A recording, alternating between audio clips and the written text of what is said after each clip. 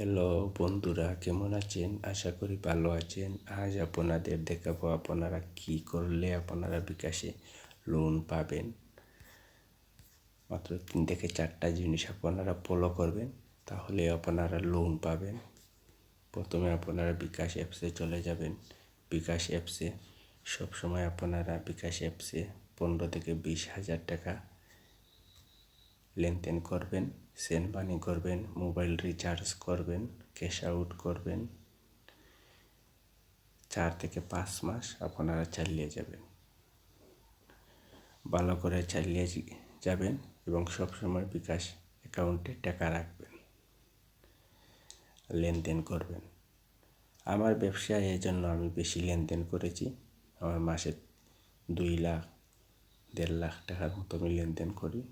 এই জন্য আমাকে লোন দিয়ে 30,000 টাকা দেয়। আমি অলরেডি 14,000 টাকার মতো আমি লোন তুলেছি, আরও 15,000 টাকা আমাকে দিতে চাচ্ছে। আমার এখন দরকার নেই, আমি তুলব না। এইভাবে আপনারা লেনদেন করবেন, তাহলে আপনারা বিকাশে লোন পাবেন। কিন্তু বিকাশের একটি রুল আছে,